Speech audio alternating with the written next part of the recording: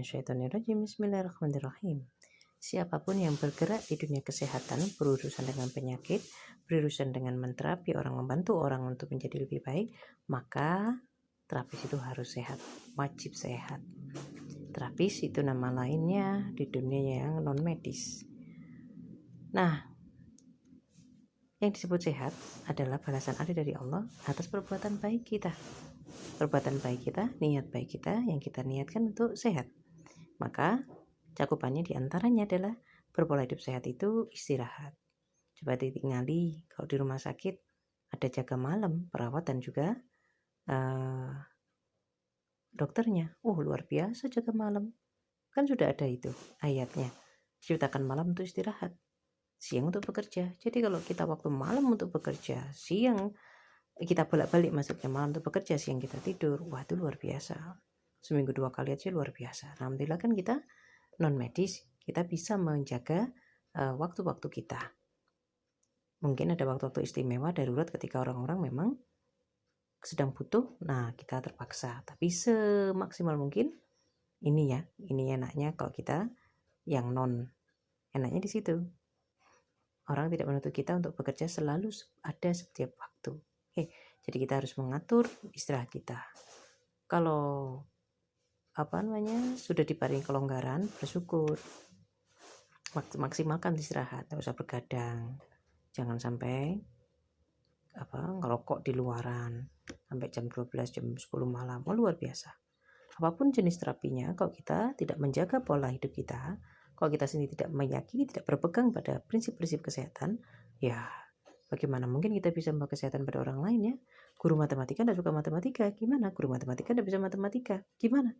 Nah, seorang terapis tentu saja harus menyukai kebaikan, harus menyukai konsep kesehatan yang diniatkan untuk baik, termasuk istirahatnya, tidak larut malam. Jam 9 kita sudah tidur, jam 10 atau sudah naik pembaringan, jam 10 kita sudah lelap ya. Kita batasi jam kerja kita, hanya kita gunakan kata istilah darurat. Nah, kalau ternyata kita pasien terlalu banyak, pasti ada cara. Innamal a'malu binniyat, ada niat, ada jalan ya. Kemudian kalau seorang terapis pekerjaannya hanya berjalan dari satu kamar ke kamar yang lain, memeriksa dari satu ke yang lain, kemudian duduk di ruang tunggunya, wah susah. Atau sambil nunggu pasien kita nonton TV, wah susah.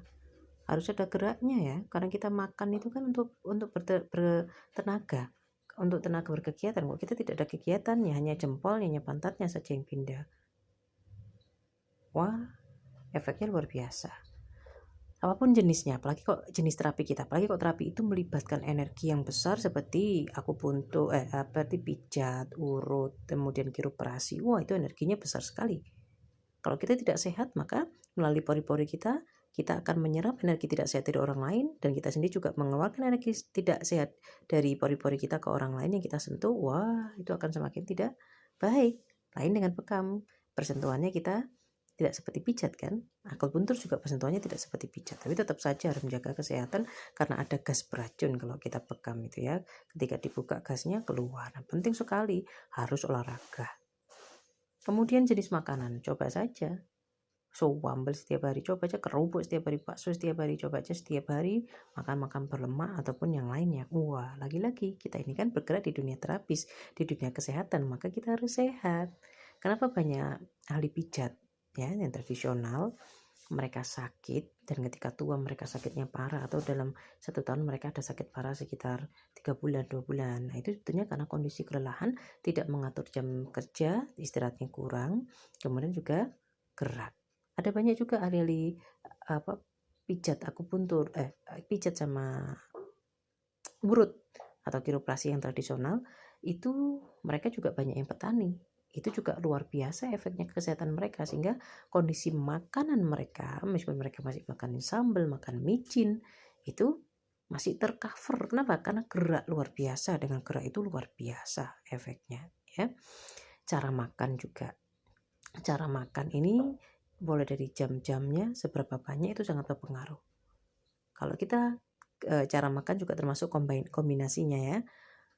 Kalau kita mengkombinasinya dengan ngawur-ngawur, dengan kita tidak memperhatikan, tidak meniatkan baik, nah itu juga akan berdampak.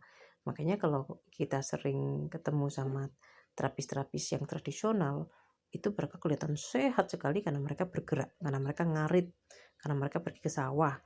Nah, merumput mereka itu luar biasa. Merumput itu gerakannya sangat energik sekali, sangat apa istilahnya, dinamik sekali, dinamikanya tinggi. Mereka jongkok kemudian jalan, wah itu ke jantung luar biasa ya. Makanya mereka kelihatan, seorang terapis itu sebetulnya dari ketemunya harus sudah memancarkan aroma, aura sehat. Aromanya seperti masakan lezat, itu aromanya aroma sehat ya. Kemudian wajib didukung sama herbal. Harus ada herbal yang dikonsumsi. Harus ada herbal yang sifatnya mengobati, harus ada herbal yang sifatnya menutrisi. Kalau tidak begitu, wah, ambrek. Kalau kita terapi itu untuk membantu orang lain dengan niat membantu diri orang lain untuk sembuh dan juga diri kita sendiri untuk dapatkan duit, akhirnya ujungnya itu seperti yang tadi sempat disebut, masa tuanya sakit atau sebulan ada sakitnya. Kita jangan mengejar duit. Kita itu memang butuh duit, Allah yang mendatangkan duit. Kita membantu orang lain, dengan membantu orang lain berbuat kebaikan, seharusnya itu akan menjadi tolak balik ke kita untuk berbuat baik pada diri kita. Malu dong kita menyuruh orang lain berbuat baik tapi kita sendiri tidak berbuat baik, sehingga di situ ada rem-rem ya. Ketika kita mau melakukan ketidakbaikan yang berpengaruh kepada kesehatan kita, di situ kita bisa ngerem.